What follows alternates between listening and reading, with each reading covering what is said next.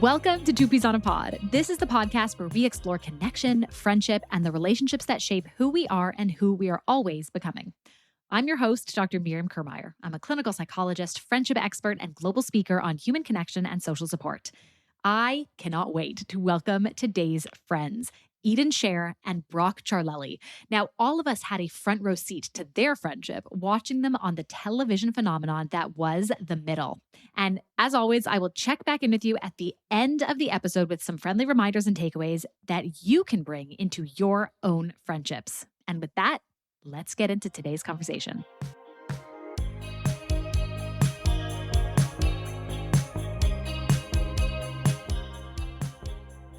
Today's guests are two people who cultivated a deep and beautiful friendship, quite literally right off the page. She captured our hearts as the incomparable Sue Heck in The Middle, and her hilarious debut comedy special, I Was on a Sitcom, is now streaming. And for all 9 seasons of The Middle, he played Brad Bottig, and you have seen him since in Bros and Netflix's Glamorous. Their story has canvassed Hollywood to adulthood with a beautiful friendship right in, you guessed it, The Middle. And now it is time to meet our friends. Sher and Ciarlelli, welcome to Two Peas on a Pod. Oh my gosh, that was so cute. Thank you for that intro. I know, I loved it. Thank you. I'm so looking forward to our conversation. We just met, the two of you. We've heard a little bit about you, and people are obviously very familiar with you and your work. But I would love to start off our conversation by hearing how the two of you met. So let's not start in the middle. Let's go all the way back to the beginning and tell us about your friendship origin story. Do you want to take it? You take it, baby. Well, you know what? I'll start it and then I'll hand it off to you. How about that? I love that. See that? You see that, Dr. Miriam? That's teamwork. That's friendship in its truest form. This is collaboration in action. This is I love exactly. it. pretty much every one of our conversations do it. I'm like, do you want to go? No, wait. Okay, let me just finish my sentence. And then Brock will finish my sentence for me. And I'm like, okay, never mind. You already said it. I don't need to go on, but I'm going to go on anyway. Okay, but no, our friendship it's funny. Like, we kind of do have to start at the middle because that is where we met. We didn't know each other before the middle. And we were both pretty young. I was 17 or 18 and Brock was 16. 16. 16. Yeah. 16. So we were both kids when it was season 1 of The Middle, and Brock just came on as a guest star, and it was very work. Like, it was, we were work colleagues first, even though we were children. But Brock, what was your impression? Like, how did we begin? I mean, the thing is, like, Eden's one of the only friendships, if not the only friendship, that's sustained from a working environment into beyond a working environment. And so the first season, and maybe even 2 seasons, was very nice. Hey, good to see you. How are you? I'm showing up. We're doing scenes together. Maybe we run lines while they're doing the camera setup. But like, neither of us had taken that extra step yet to like, what does the relationship look like outside of like, hi, good to see you again. I'm here for the week. We have a couple of scenes together. Let's be funny. Whatever that working relationship feels like in Hollywood, that's what we had as teenagers. And then it really, to me, honestly, in season 3, I love this story because it sticks out. At the beginning of season 3, Eden had to do this giant stunt where she had to dive over the kitchen counter on camera to get a phone call because she was crossing her fingers that she would make the cheerleading team. She did, but it was a mistake. Long story short, she did this huge dive and she got this giant bruise on the side of her body.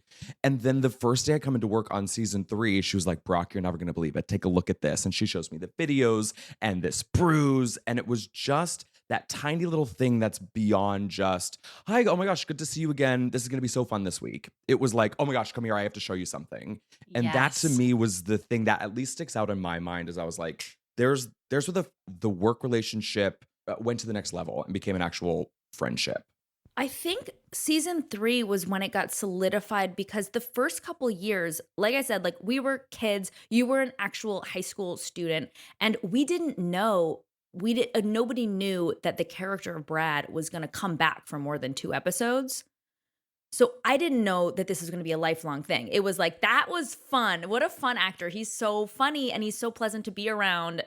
And then he goes back to Colorado and, lives his life. And then once it became established, like, oh, he's gonna be here for a while, or where he's not going anywhere, much to I was like, oh, thank God they made the right decision. Then it was like I was able to become more comfortable, like this person is a part of my life, and now I really want him to be a part of my life. Yeah. There's so many pieces of this that I want to unpack. And I, what you just said makes me think of something that I hear all the time, especially in the context of workplace relationships, where there might be somebody that you have this casual connection with, or you have kind of the familiarity and you greet each other and you say hello. But there's this piece that almost holds you back from being friends. And it's not necessarily interest or chemistry. Is that worth it? Is it worth building out that friendship? Is it worth the, awkwardness or vulnerability or uncertainty? Is it worth the effort if this isn't a person who's going to be around forever or for much longer, for the foreseeable future? And it can almost be like this mental calculation that happens of, okay, I need a little bit more security in the idea that this person's going to be around before I feel comfortable enough taking steps to invest in building out that friendship. So I think that people can relate to what you just shared on so many levels. So I'm really glad that you brought that up. I want to talk about the bruise. So season 3, presumably by this point, even though you weren't seeing each other all the time, there had been a number of those casual conversations and moments of collaboration. Did you have a sense in those earlier seasons that you got along in a way that was real and wasn't just scripted? Yes, I think yes, but it's funny, like, the bruise really was a turning point because I know in my life what interests me or what I would wanna see is a gnarly bruise. It was almost this unconscious, like, test of, like, "Are we on the same page? Do you wanna see this disgusting thing?" And the fact Yes. that I sort of, did this kind of vulnerable test, and Brock was, like, immediately like, "Yes, we are on this Yeah. So level." how disgusted were you, Brock? Because clearly that it was the level of disgust that facilitated friendship. So we want to know, how seriously did you take this? Well, here's the thing, Dr. Miriam. I love someone who's fully committed. And so the Yes. thing wasn't, I appreciated the bruise, but it was mainly the behind the scenes video she showed me where she just threw her body against a kitchen counter for the sake of making America laugh. And I said, that's a girl I need in my life. Yeah. That's Yeah. the kind of commitment I'm looking for. What a litmus test for friendship, though, because, we can joke about this all we want, but there's so much that's wrapped up in that. And it is that moment of like vulnerability meets lighthearted humor that it sounds like really bonded you together. And what I'm hearing is that piece of you stepped again off script. Yeah, and like I think I look at it from Eden's perspective, who's on the show for every single episode. And for those first couple seasons, those 2 seasons where you're like, how often is my character actually going to be brought back? Eden is meeting a million of me every single week. There are 4 or 5 guest stars that come through each episode. And so what's nice is that on screen and in our acting, there's, in my opinion, there's some undeniable like back and forth in chemistry. And then what's nice is kind of what you're saying is like, is this someone that we can have these pleasantries, but do we make the active decision not to put forth the extra effort or expel that energy? Is this a relationship that we should be putting in extra energy? And then because we had that best back and forth on screen, when it was established that, oh, it looks like me as a character, Brad, I'm gonna be coming around for as long as we're on the show, then it makes it feel like, well, yes, you're not just someone who's in for a week and then out and I'll never see you again. And so Mhm. that's the kind of stuff that I really like and appreciate. And so I think there's also, when that active decision comes, it's like the inciting incident at the top of season 3 of like, okay, you're here for the long haul, and I'm glad you're here for the long haul. Let's start building that foundation. I Yeah. will say just one other thing that I think about this sometimes, and it's not okay. This is sort of getting into weird workplace dynamics on another level. When you are like a series regular on a show, and someone is coming on as a guest star, there's sometimes a little bit of a disparity in basically sometimes people can like want something from you, or I don't know. I don't know how to describe it other than what is the word I'm looking for? Like a power Hierarchy? imbalance, sort of. Mhm. Yeah. And I like never wanted anyone to feel like there was that power imbalance. But the thing that Brock Brock so clearly never ever wanted or needed anything from me. He came on every single week. It was like, okay, is this like this is a nice thing? Like he's a nice guy. He's we get along, and like, is this going to be for the long haul? He just never ever needed anything other than to know how I was doing. There was never anything other than when he asked, "How are you?" It was like a clear, "I'm fine. I'm just curious, like, how are you?" And that was it. Yeah. Well, I was just gonna say, it sounds like I think you're actually making a really important point here, which is the idea that, again, so many of us can relate to, whether we've been, on set or not, that sometimes we get the sense that somebody wants something from us, or that Hmm. is a friendship or connection that feels transactional in some way. It's like, Yes. sure, you're approaching me, you're getting to know me. Maybe we have a good back and forth, but I'm still questioning what your motivation really is here. Are you really interested in getting to know me and be friends with me? Or do you have ulterior motives, which, by the way, might not be malicious in any way, but they Totally. can feel like they're at odds with a true, authentic friendship. And so it sounds like you didn't experience that from Brock. And Brock, when Eden shows you, the photo of the bruise, right? And is a little bit revealing and self-disclosing, that also is a little bit of that. Uh, it's a move that can kind of even out the playing field too, Yeah, right? Like this perceived power or status imbalance that maybe was felt or not, but at least there's the potential for it to be felt in the room. That was one of the things that just kind of leveled the playing field, and you were hmm, both like, okay, we're here as us and we're able to connect, and this is genuine. So I totally. actually think that Thank makes you. so much sense, and we can all relate You're to that. very good. You have so many good thoughts. That was so hard for me to get out, and you just like encapsulated it perfectly. Well, she has a doctor in front of her name. She knows what she's doing. I'm a mere here. These were your thoughts. You get to take ownership for that.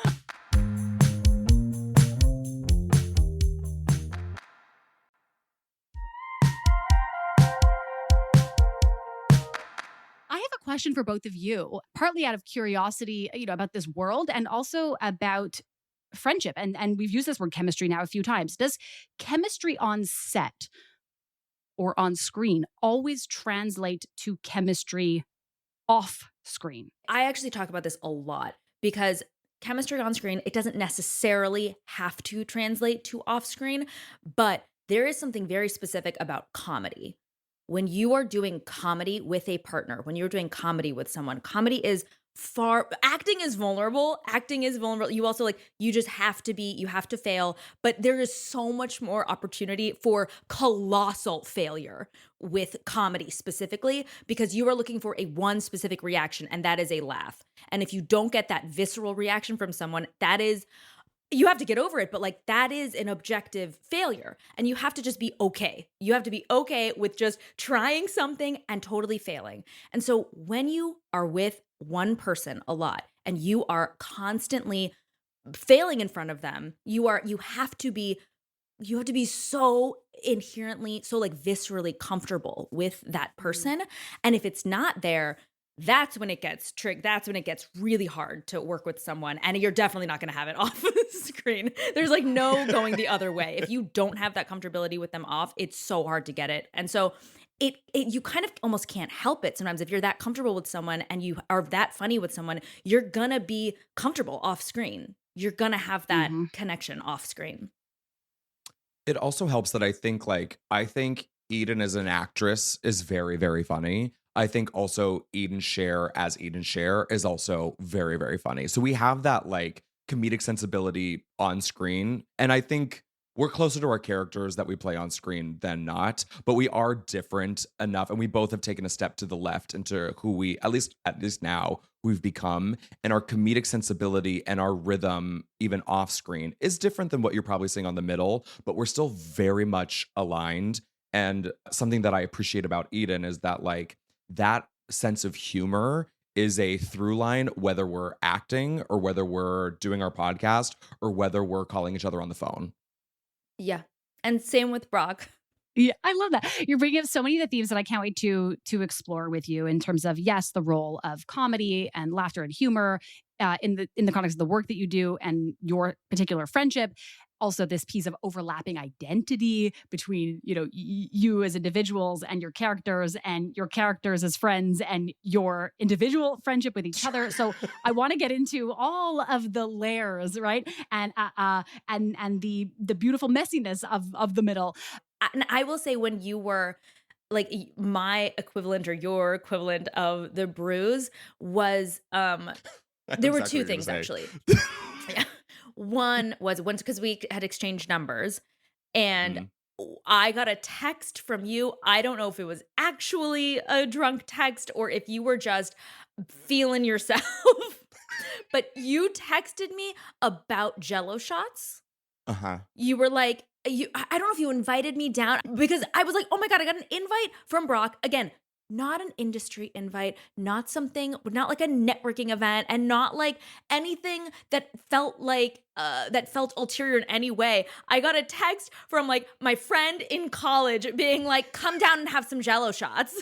And I was like, that sounds great and also disgusting. But like Brock kind of went out on a limb. And then the second thing was also sort of independent college, whatever. You just brought up, I don't know, when did you first date someone in college? What year was that? Sophomore year? So it'd have been it was season sophomore 4, year. probably. Okay, so that must have been I season think so, 4. yeah. Yeah. You just I was like, how are you? And you were just like, well, this guy.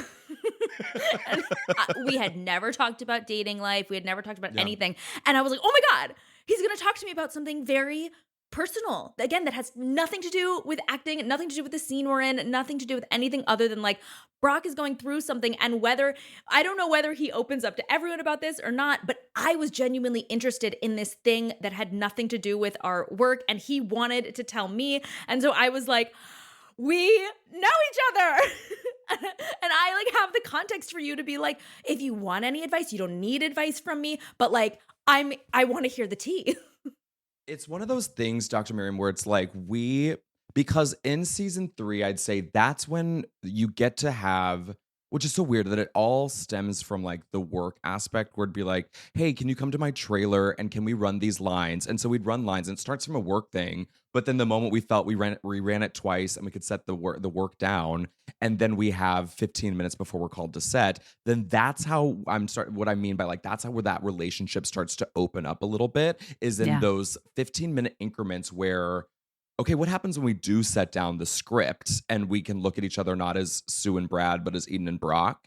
Yeah. And then I still have yet to take a Jello shot with Eden Sher. So At this point, well, 34 had years we old. known, we would have had some shipped to both of you, some green Jello for 2 peas on a pod. Come on, this was a missed moment. I'll be texting both of you about Jello shots the next time I'm in LA. You better believe. Okay, can't wait. Oh, that's amazing. Well, I mean, look, there is a piece of this that, again, I think so many people can relate to. This feeling of when I'm looking to spark a new friendship or deepen a casual friendship that is kind of blossoming here, it doesn't actually take all that much. And the kind of professional collaboration is part of it, right? We know that just spending time together with people, the more time we spend together, very often that is one of the things that can move a relationship forward. Not always. There are plenty of people that we spend many hours with that we would not consider friends, right? But it is one of those pieces. And yes, you're collaborating and help each other out. So there's an element of support there, sure. But what I'm hearing, Brock, is, it was those 5, 10, 15 minutes after you set the script down.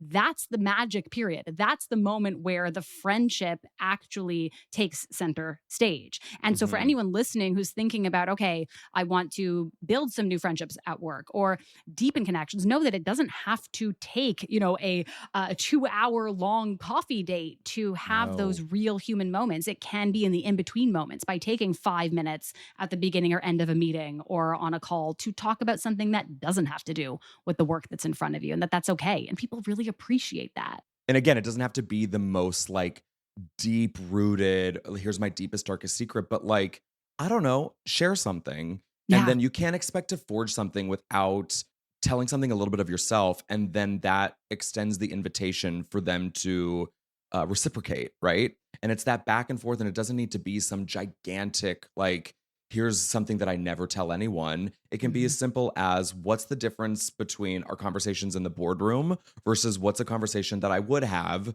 at a coffee shop. And it can just be a little 5 minute something to test the water, a litmus test, Yeah. as you said. Oh, such good advice.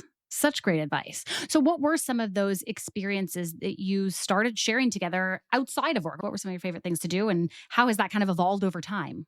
My favorite is at least on set, when she used to bring her boyfriends around. I was about to 'Cause she say would, the dating tea. Once I yes. started like, once Brock got real with me, again, like with a casual friendship, you're like, oh, that's your boyfriend. Nice. Like, okay. And then if you take the leap and be like, how do you really feel about him? Right. How do you like, this is my impression. Like, you know what? I support you, but like, are we sure? Even if it's a sort of a joke, having someone give something of an honest opinion about like the person you're dating, I'm sure it was a risk for Brock. Like, I could have been like, how dare you? How dare you comment on my personal life? Or I don't know. But then that's been a through line in our relationship off screen, is how honest we are with each other. Oh my Like, God, yeah. I brought this is more modern, but like when I was workshopping my one woman show, I brought Brock and his boyfriend, who was also the most honest. Like, I love Cameron so much. I brought them and had them sit in the front row because I was like, they will tell me. They will actually tell me. Like, they're not gonna blow smoke. They're not gonna be like, it was so funny.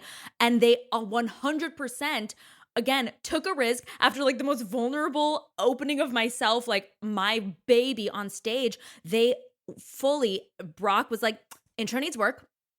And like, but and I was like, okay, thank you. It does, right? Like, you're like, it could, let's tighten it. let's do a little. And it was so like, oh, thank God he can tell me when I have food in my teeth. Remember the type, the font. Oh, baby. The font. I remember the font.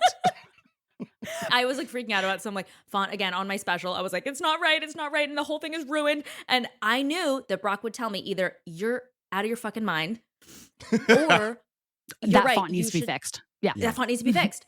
And he fully talked me fully down. No one else could have convinced me because I thought anyone else would be like, it's fine, it's good. When Brock says it's fine, no one cares, I immediately, my whole body relaxes. Like, nobody cares. Yeah. Yeah. You can trust in that. I'm someone who I'm not a sugar-coated person. I like direct and straight to the point. And there's validity in my friends who will maybe sugarcoat something if we need to chit chat or I need advice on something. But if I need something super, super direct and honest and comes from a genuine place, I go to Eden for that. And I think it's something that, I don't know, there's a lot of friends who I don't think appreciate directness the way Eden and I appreciate directness. And it's not ever like, I know you can handle it, so I'm going to give it to you this way. It's like, I know you want it. I know you want the bullet points without the fluff. And it's more Yeah. out of appreciation than like, let me just say this searing thing because I know it's going to get a reaction.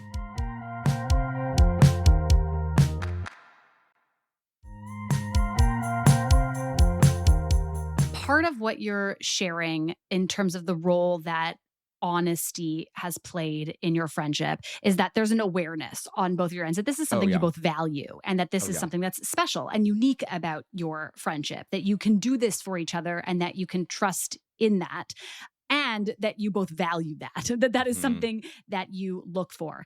The piece that I want to add though is, what is it that you are doing for each other when you share honestly and when you receive honest feedback? Because there could be someone else listening or two friends listening who also really value honesty and who try to do that for each other, but for all sorts of reasons don't quite get there, that it does sting a little bit, that there is this question of, are you really receiving this in a way that, feels supportive? And so what is it that you do when you communicate honestly that helps each other to feel both seen and supported and trusting of that?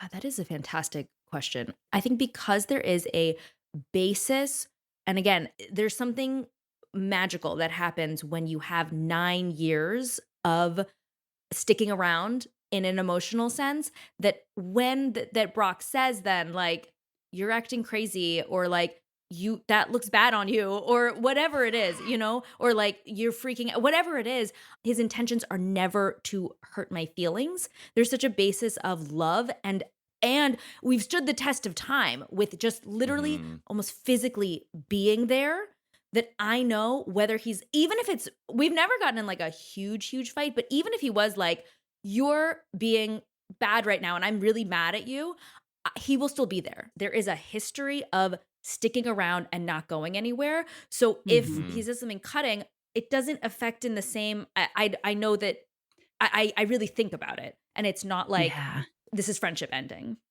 I Yes. think like I think the we're using the directness and the cutting as like that's I don't want that to come across like that's what our relationship is. I think Yeah, it's those pockets of moments because the rest is filled out with so much love and Mhm. humor and back and forth and rhythm and work that when we have those moments that pop that might be we need some truth or there's some genuine frustration or whatever it Yeah. might be.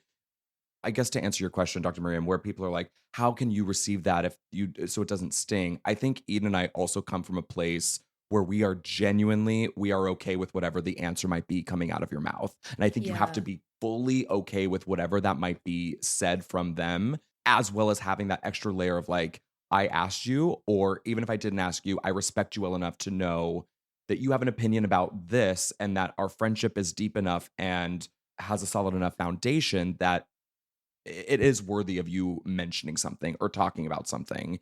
In my circle of friends, Eden is a little bit on an island in terms of she's the only person that I've like worked with, that I've maintained a friendship with. And then of the circle that I will call my close friends, Eden is the only actor.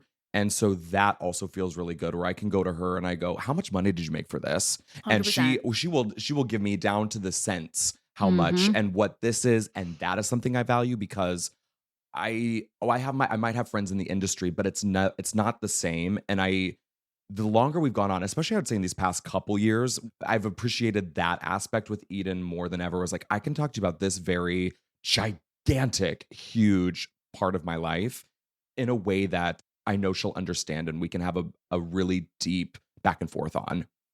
That is something that because we talk about like how I feel like Brock never wanted anything from me like professionally, and I never like needed anything from Brock professionally. But there is an element we are both very work oriented. I would echo his exact sentiment. He is the only person in my life that is as on par with like my childhood friends in terms of like my closeness and vulnerability and all that stuff.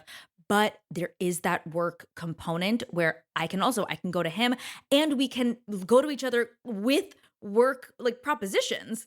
Yeah. And we have enough of a basis that it's not like, will you do this thing for me? It's more like, oh my God, you're the only person I can like fully collaborate on a work thing with. And I think that's Hmm. like the work part of it, not even unfortunately, it does actually play a part. When you can be that comfortable and work with someone, it's really special. Yeah. There's so many good things in what you are saying here. And Brock, you said something earlier that I just want to come back to it because I want to call it out directly. One of my favorite things to talk about is the exchange of support in Mm. friendships because we don't talk enough about how important that is and also how complicated that is. People need all different types of support for all different types of life challenges or also, moments of success and wins. And we don't always know how to show up for each other and we don't always know what we ourselves need. But you are calling out some very specific part of this that we all need to hear, which is when you ask for feedback, when you Mm. ask for advice, when you ask for support in any kind, when it is solicited in that way, part of what has to happen is you need to take responsibility for the answer that you receive. It doesn't mean you need to like it, doesn't mean you need to listen to it or you need to follow it, but you do need to be prepared to hear that. Yeah. And you can give feedback in return. Oh, that's actually not what I, needed in this moment. Can we try talking about this part of it? Or that was a little hard to hear. And so I think this is such an important piece of it, the personal responsibility. And I just wanted to call that out. I want to talk a little bit about identity now and the experience of evolving identities, because I can imagine that this plays out again in so many different ways. There's this aspect of overlap and overlapping identities that we kind of hinted at earlier. I also, for actors who have been on a show for a very long time, and even as kind of a viewer of shows, we tend to freeze people in time, right? And we think of them as that version or that Mm. particular age. And I think we can all relate to that as well in terms of thinking back to childhood friends and thinking back to past versions of ourselves. And part of being able to not only build friendships, but maintain them over time involves allowing people to evolve and grow Mm. and making space for that. So I want to get into all of these themes a little bit and talk first about the overlap between yourselves and your characters, and again, their friendship and your friendship. So let's start with you, Ian. In your recent comedy special, I Was on a Sitcom, you spoke pretty openly about almost this identity confusion of playing Sue for nearly a decade. So tell us a little bit more about that. And did Brock help you stay grounded during that period? And what was that like? 100%. Yeah, he really did. Whenever I'd have it, because it is when you are growing as a person in your early 20s and late teens, when you're really like identity forming, you're finding who you are going to be as a person in this society. It is hard. It is challenging. And then when you are playing this other person, you're sort of, it becomes convoluted in the most singular way. Being able to watch this person who I feel like was the main person who also seemed like I'm really good friends with Charlie, who played Axel on the show. He obviously has an evolution as a human being, but he is so different from his character on screen that it didn't mirror my experience in the same sort of way. He's totally separate. He's his own person. Like, he had his own trajectory, and I was there for it. I was here for it. I am here for it. His journey, like one of my best friends. But Brock's experience seemed to mirror mine in a really specific way. And seeing him be able to evolve as a person, seeing him go through college and see him like really evolve in a separate way from Brad, and then see him come back to Brad and kind of experience the same maybe sort of confusion off screen. Like, I could see it, people confusing him with Brad also. It was just, I was able to see a little bit outside of myself. And then, yeah, the conversations off screen where we would talk about our personal lives and we were allowed to be a little different. We would, curse, for instance. As just like a trivial thing, but we both kind of have potty mouths. As much as possible, as part of that individuation process. Yeah. Yeah, Yes. yeah, exactly. I always say, like, and Eden too. I mean, granted, Eden was just a couple years older, but you think about the time we're on the show. I was there from 2009 to 2018. So that was junior year of high school through a couple years after college. And that part of your life, you are changing rapidly. You go through 1.5 million different identities. You're trying different things. You're having a first boyfriend. You're having sex for the first time. Your friends change every other weekend. But the thing that I always appreciated, which thank God I had, is that as I'm going through that evolution off screen, the thing that always remained a constant in my life was the middle, was Eden, were those relationships and that thing at Warner Brothers. I could go back to that no matter how much I'm making this evolution, or I'm taking a left turn that way and a right turn trying to figure out who I am at that moment or who I want to be. The thing that always kind of anchored me in the best possible way was Eden and the middle and Brad.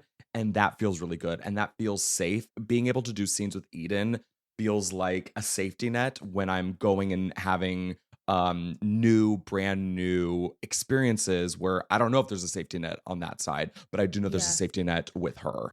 The uniqueness of Brock is, so when you're on a sitcom and you are playing this other person who's kind of close to you and you're evolving as a character, you're evolving as yourself. It's really like, I don't know, like, I'm bringing myself a lot to Sue.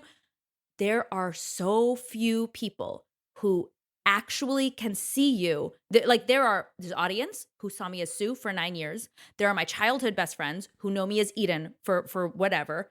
And there is this overlap. There is this tiny little sliver in the Venn diagram of someone who physically, with their own eyes, sees you as Sue and sees you as Eden for 9 years. You see the whole trajectory. You see the wholeness of the person. And that I can name on one hand the people who actually saw that. Yeah. And Brock is one of them. I can name. It's just two. It's basically you and Charlie. I was just say you are both clearly two peas on a pod. I've spoken about this before on other episodes, but I feel like this is the episode where this bears repeating, because you use the word Venn diagram, and that's exactly how I like to think about friendship. And if you look at our cute little logo of the two peas, it is a Venn diagram. Because Stop! this I'm is, gonna have to go look at that. yeah, please hang up. Go look at it right now. Absolutely. This is how I think about friendship, and frankly, I think we can actually totally apply this to exactly what you're talking about, which is why you just did apply it. There's this whole idea of there's what's shared and there's what's separate, and all of that keeps us connected, and all of that is special. And part of being able to be in friendship with people and continue to grow is celebrating what's at the center and continuing to pour into that center and finding new things that connect you and help you to feel similar, and finding ways to both appreciate and navigate that extra terrain, right? Those outer limits that you don't necessarily share in common. So I love that you use the word Venn diagram. That makes me so excited. How does your real life friendship kind of mirror or differentiate from the friendship of Sue and Brad? I mean, Sue and Brad have like a back and forth in their own way that's very on brand with what ABC's hit comedy streaming on Peacock The Middle is. Um, but in the same way, I'd say our rhythm is a little different, Eden and I, but the rhythm and the back and forth, and I can be saying something and she can pick up exactly what I'm laying down. I like to say this all the time. Eden and I can be in a conversation and our mouths are doing one thing, but I already know that our brain is 8 steps ahead in conversation, and we're going to get there. And we are almost having this like dual conversation where I know exactly where we're going to go in conversation, even if our mouths are on another thing. And that to me feels very similar to Sue and Brad, where they just vibrate on a frequency that is so so specific that I don't even have with my partner. And I know I sure as hell you don't have it with Nick. And there's just this. there's that moment of honesty, yeah. Yeah. Because Cameron will sometimes, I'll say something and Cameron's, the thought process is like, he goes, what? Yeah. And who do I not have that problem with? Eden Sher. Yeah. Well, first of all, who doesn't love a good conversational side quest, right? And knowing that the side quest is also happening alongside the main event, and kind of not only the playfulness of that, but also the trust in knowing that you will get to everything and get to the same place. So I love to hear that. Talking about support, there is this moment on the show, this impactful moment where Brad comes out to Sue. It's such a meaningful scene in the middle for so many people and for so many reasons. And so I want to just pause there for a second. And if you're open to it, hear a little bit about your experience of filming that, and also how you think about this whole idea of emotional safety in friendships in general, and what that scene kind of represents for so many people. Diving into that scene, zooming out before we get into the microscopic of it, but like very much talking about how Brad and Sue mirror Eden and Brock. I think I'm never afraid as Brock to tell Eden something, and I'm afraid of what she's going to think. I think she'll give her opinion, but I'm not afraid of what that opinion might be, whether or not it aligns with me. And going in, don't mind me, Dr. Miriam, I'm going to get a little actory, so forgive me. But like, I will happily indulge, please. In the prep work that I did, but like sitting down and giving it some genuine thought of like, how does Brad approach this conversation with this friend that he's had since he was a kid? And to me, it's like Brad is not afraid of what Sue is going to think or say. Brad knows that Sue is going to be fine. And so the hurdle that he has to get over, the stakes for him are just the nerves to literally say it to his best friend out loud. And the brilliant sort of thing is like, Eden and I, we've talked about this a little bit, but Brad never actually quite literally says the words, I'm gay. He struggles and struggles because he like quite get it out. And Sue reaches a hand over, saves his ass and says, Brad, I know. And gives this deliciously warm smile and understanding eyes, and just like picks up where he kind of needs to hand off that baton. And that's what I really appreciate about that scene in particular.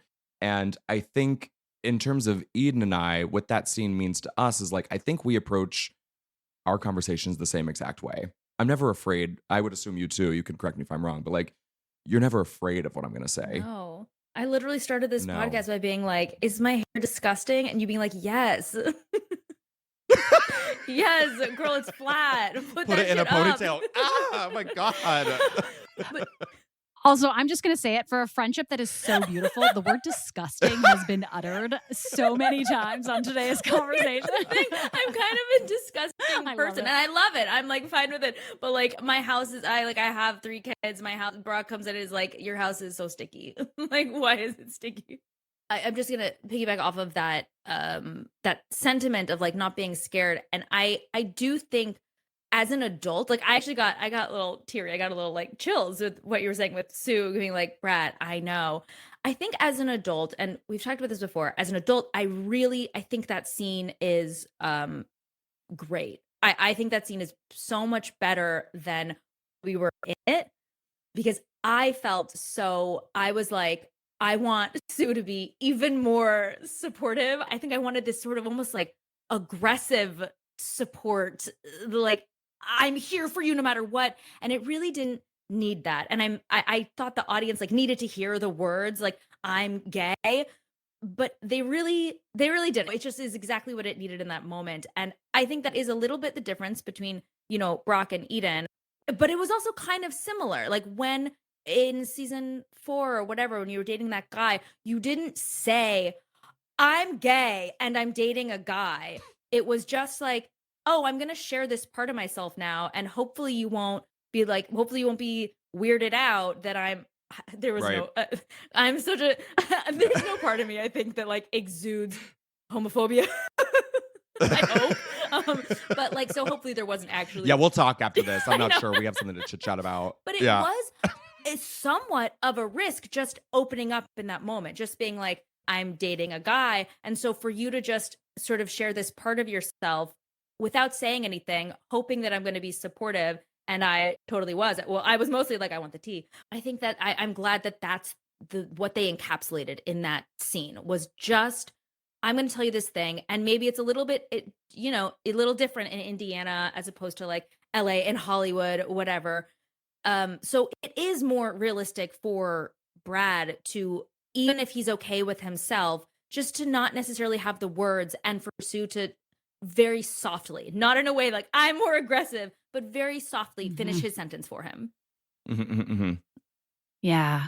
Well, and I think that part of what feels so compelling about that moment, and even as we're talking about it right now, is like it's a quiet moment in a lot of ways, but it is a very powerful moment. It is by no means experienced as passive, even though certain words are not said, both in terms of the disclosure and the coming out, or the show of Totally. support. Right? It is a very quiet, simple moment that communicates so much on so many levels, both in terms of who I am and I'm trusting, you with this information, sharing this with you, and so much in terms of I see who you are, and I not only accept who you are, I love who you are, and I'm here for you. And so, have there been quiet moments like that in your real friendship that have shown up over the years, at unexpected moments where, even though, as I said before, you're both such great communicators, but have there been moments where either words failed you and there was still that experience of closeness, or intentionally there were quieter moments that were powerful in their own right? I will say the most recent thing, and I know this, we brought it up a couple times, but it was this silly, it seems silly, but in the moment it was very big for me. Just like that pilot thing where I didn't tell everyone about it, because it's like in our business, you just don't, if I told everyone every time I got invested in an audition, like, or that every time I had a self-tape that went bad or whatever, it just doesn't, there's no point of it. And so Brock was like pretty much the only person other than my husband who knew how invested I had gotten in this thing. Silly or not, I was very, very emotionally invested in it. And when it didn't go my way, it actually, even though I think I called you. I don't think it was a text. I think it was a call. And I knew what I needed from Brock was not to be, oh my God, it was not to be loud in that moment. We're very loud. Again, we're very loud, but to not be like, who cares? Like, fuck them. Oh my God. All I needed was, that sucks. Wow. That sucks. I'm sorry. That Yeah, sucks. And that's so it was a true. really quiet and I was like, I'm gonna cry. I actually need to cry about this. And you were like, breathe, go for it, do it. And it was like silent on the phone for a little bit of Yeah. just being like, I'm I'm sad for this thing. And him being like, you should be. Yeah. Yeah. And you get to be sad. You get to be sad, and I'm here with you. That is a quiet, powerful moment. And one of the things that happens so often is like when we step in to try and support our friends, obviously coming from a place of wanting to support our friends and caring about them, and it is hard to see somebody that we love feel sad or struggle. And we're also very often left with our own feelings of discomfort, right? Of like, am I saying or doing the right thing? Am I being supportive enough? Am I being loud or verbose enough? And what can happen is we get to a place where we're then trying to almost resolve our own feelings of discomfort. When what our friends really need is just for us to be in their discomfort with them. And so I think that this again is such a great example of that. Actually, talking about those quieter moments, I can't believe, Eden, that this like completely just erased, was not in my mind when we talked about this. Eden and I there was a spinoff of The Middle, and it was called Sue in the City. Sue goes off into the big world and yada yada, and Brad comes in at the last moment, and we're gonna live in Chicago together. But in the filming process, we were the last scene of the episode on a very long 8-day shooting week, and we even got rained out the night before. It was just like a series of events that led to this like one moment, and it was like, I understand why they saved us for last. We were outside, but it's also like, I don't know. That's the scene you want to end on when we're filming. Sue's supposed to have this like big emotional breakdown, and Brad is supposed to lift her up. But what happens with Eden? She was like, "Oh my god, I can't get there, like emotionally, like actor wise, like oh my god." And it's these cameras that were filming us were forever and a day away. They felt so far away, and we're sitting on this curb in the scene, and it felt like just us. We were mic'd up. We didn't have anyone with a boom over us, and it felt solo. And it was just one of those quiet moments where she was just like, I don't know what's going on. I don't know what's happening. I can't do it. And I go, okay, well, do your best. And if you can't cry, they'll edit around you and you'll be fine. Yeah. But that actually quite literally the definition of a quiet moment, because we weren't even Yeah. talking at normal volume. It was very much just between us, because everyone was at least 20 feet away, which never happens on film and TV. It's always like everyone's right there in your face. And that was a really nice quiet moment we had. I was in your lap. I was like, Yeah. I can't look at anyone or anything. I can't even like look at you right now because I'm letting you down. It was one of the few Yeah. moments where I actually thought I was like really letting Brock, my friend, down. And I was just like nuzzled like in your knees, just like, honestly, it's funny that like I had to like cry in the scene, but I was like crying in real life being like, I can't do this though. I can't do it. I have nothing left and I'm going to be bad. And yeah, the fact that you were just like, you gave me literal permission to be bad. You were like, they will edit around you. You're fine. And I was really able to get there. It's the best scene in the pilot. It really, like, we both Yep. just did such a, I think, really good job.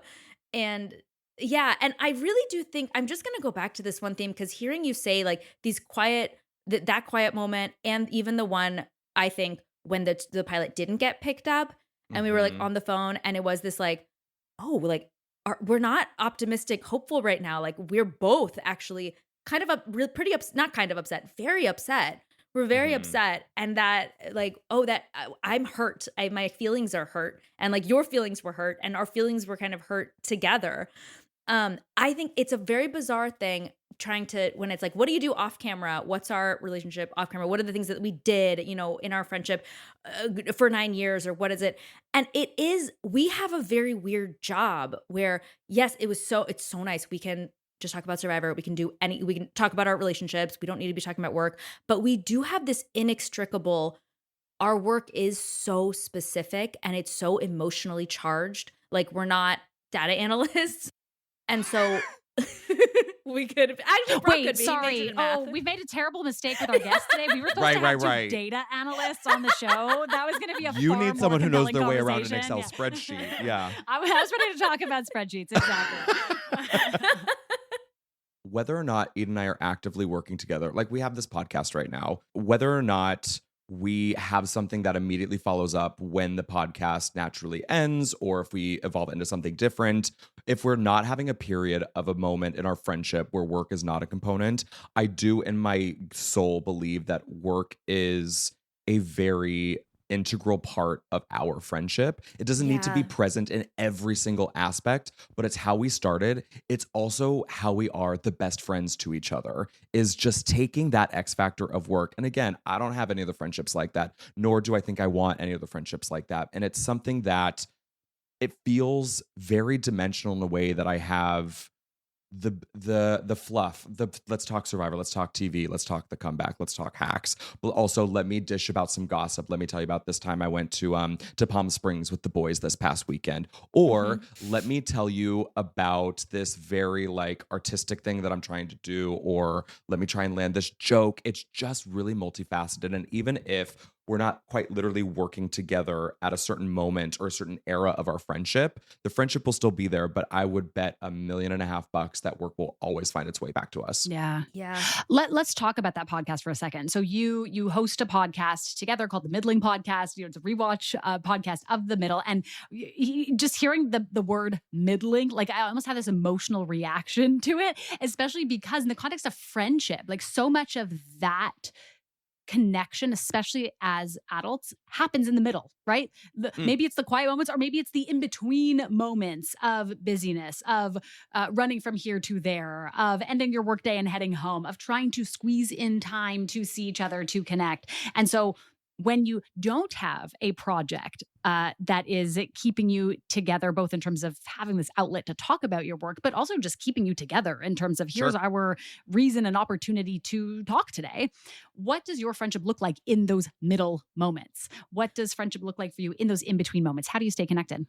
I think what happens when you take work out of it is Eden and I will find a way to, first and foremost, make each other laugh. I will say, if we hadn't even talked for 24 hours and we don't have anything work that needs to be discussed for a couple of days, I would bet $1 million I'm going to get some sort of text from Eden Sher that's going to make me giggle. And it could be something about her kids, it could be something about her husband, it could be something about something that's going on with her mom.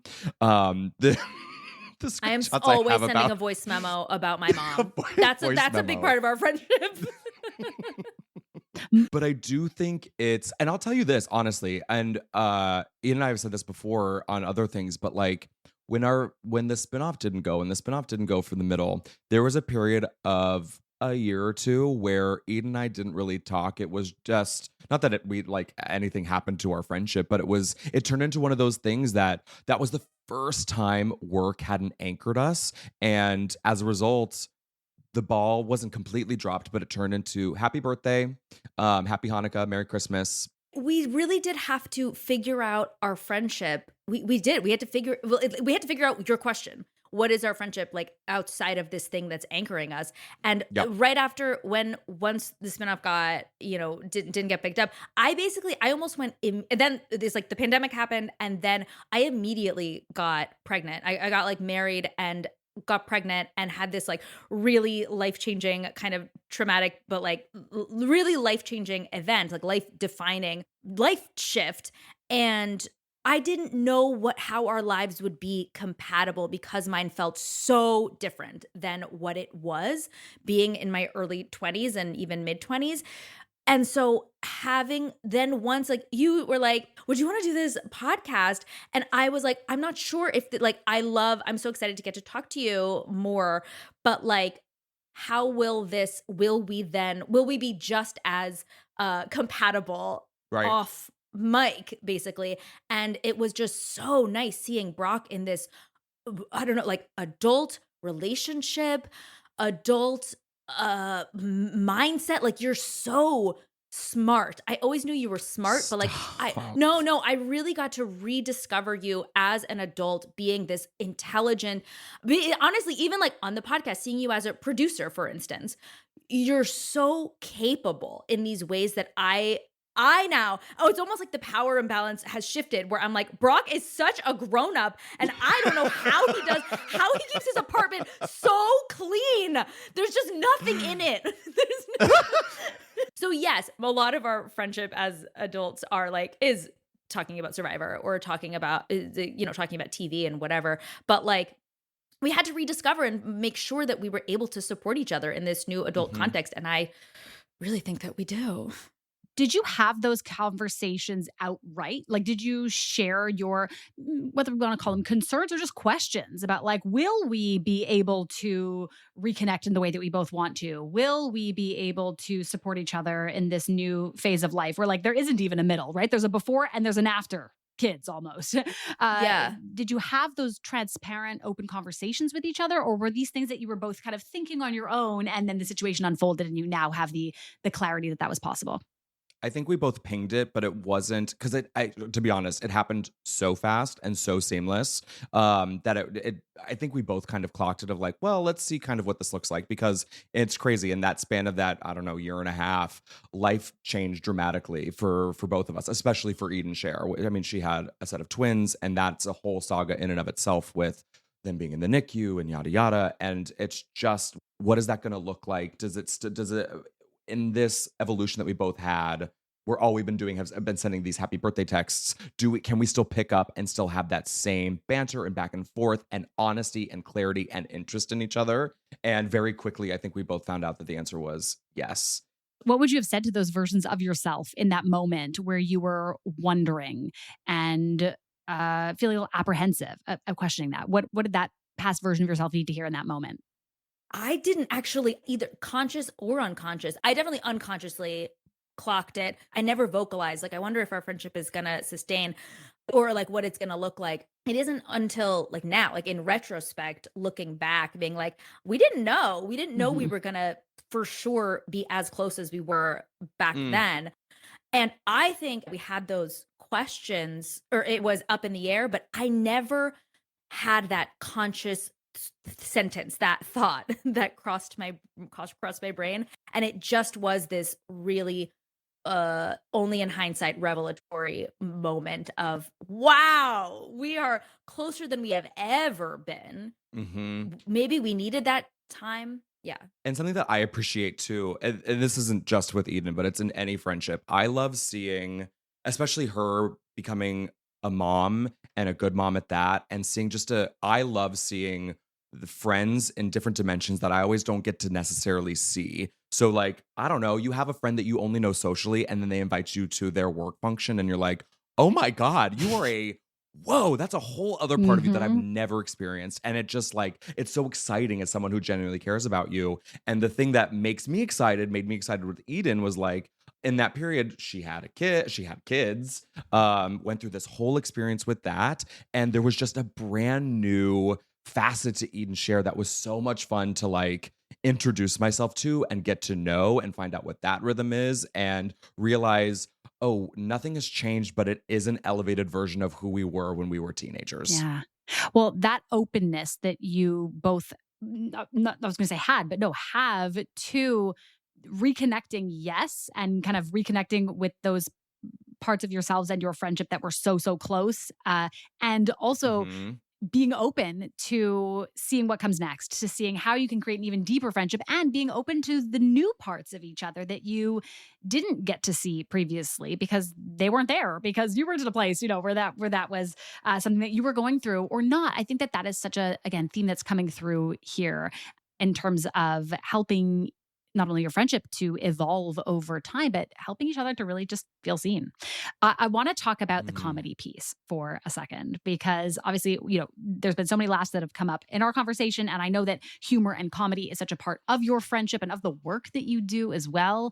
And so when you think about the role that humor plays in your own lives, but also in your friendship, how do you separate out the kind of humor that is so very helpful in terms of sparking connection and creativity and meaning and fun versus the kind that can sometimes be a bit evasive or avoidant?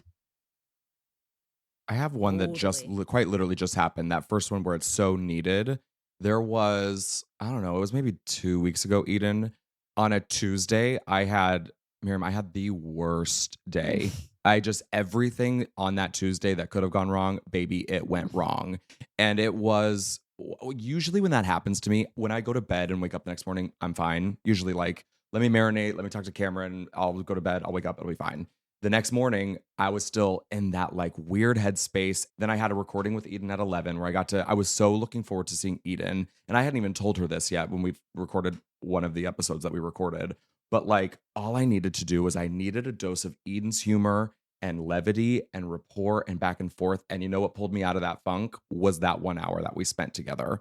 And because yes, it's recorded, but it's that back and forth that I think is how we actually are with each other that just happens to be recorded. And I needed a dose of that humor that is very, very, very needed. Yeah.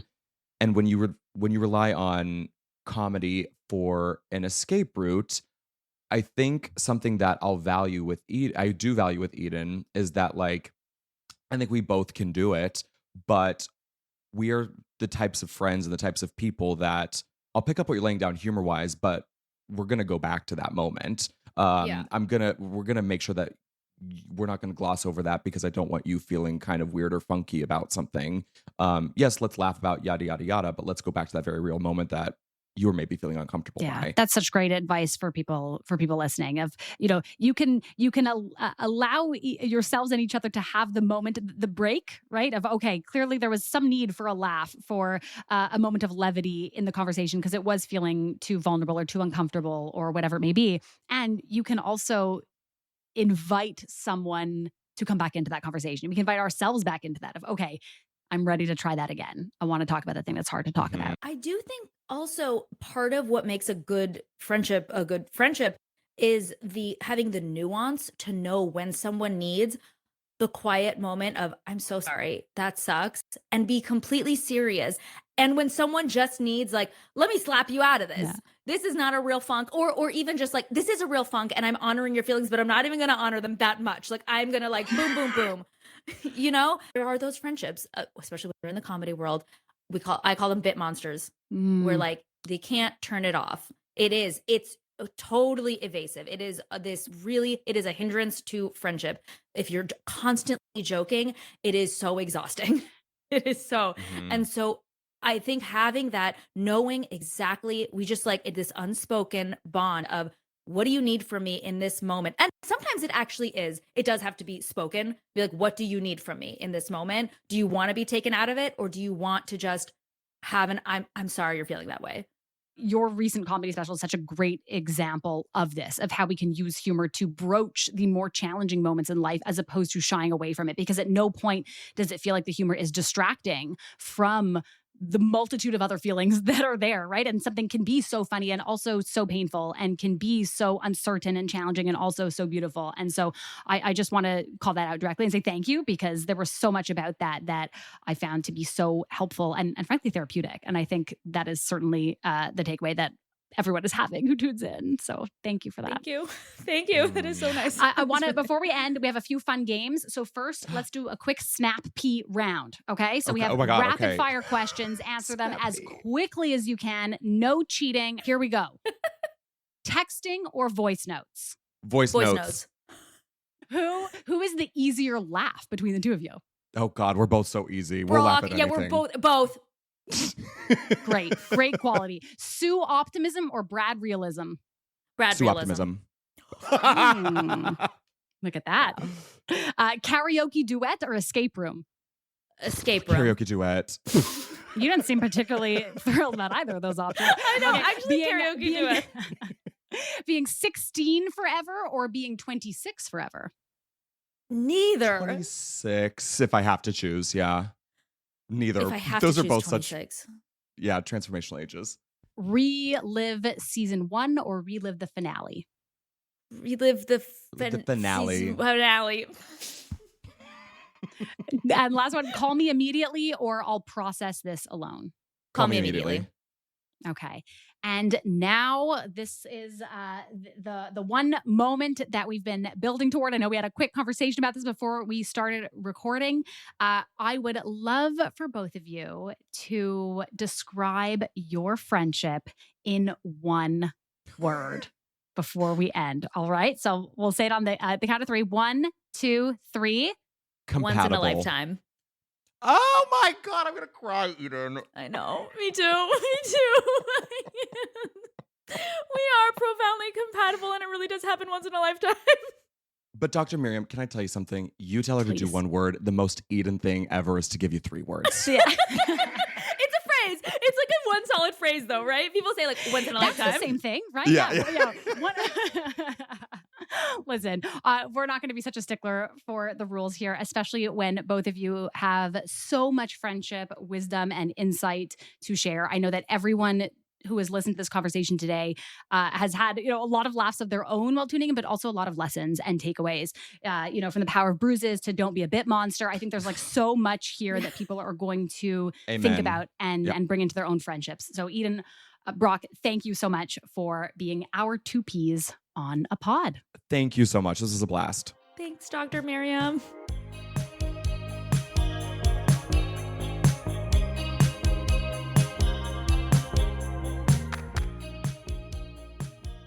Okay.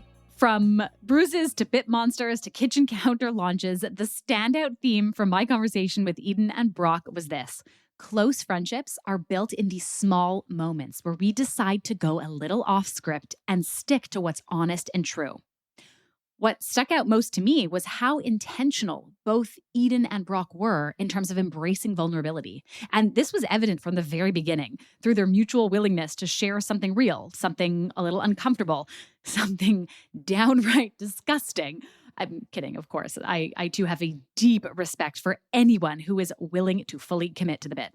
But really, in all honesty, those early shares, it sounded like they were a way to balance any potential power dynamics at play, or to communicate their interest in taking their friendship to the next level, and also to slowly build the kind of trust that has carried their connection through almost 2 decades. So whether it was sharing vulnerable dating stories or giving honest feedback about a new potential partner or inviting each other over for spontaneous jello shots, showing up in those moments of disappointment or celebrating each other's wins in an industry that can so easily fuel competition and a scarcity mindset, their friendship highlights something really important. It's that vulnerability is often the thing that moves friendships forward. Vulnerability can also look like small moments of honesty, of mutual risk-taking, and choosing to let someone see a little more of who you are or another side to who you are. For something to feel vulnerable, there has to be a certain level of uncertainty involved. So maybe it's, I'm not totally sure how this person will respond, but I'm going to take a risk and share it anyway. And I loved Eden and Brock's explanation of how for them, humor is an example of profound vulnerability. Because it's true, what's more vulnerable than trying to make someone laugh while you're flirting with the possibility of failure?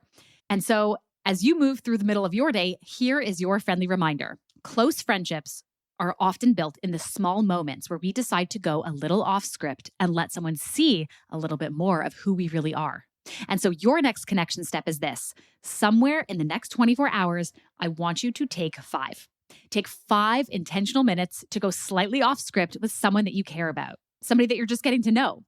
So whether it's taking 5 minutes at the beginning or end of a meeting to ask a work friend about what they have coming up that weekend, or take 5 minutes to send a voice note to a casual friend instead of a text or email that you'd normally send over, or share the unfinished thought, feeling, draft, or story, the thing that you would normally keep to yourself. And if that feels a little uncertain or vulnerable, that's a good thing. That's often where real connection begins. And from beginnings to endings, thank you so much for joining me on 2 Peas on a Pod today. I will be right back here with you next week for another episode. In the meantime, let's please stay connected. So make sure to follow the show on your favorite podcast platform.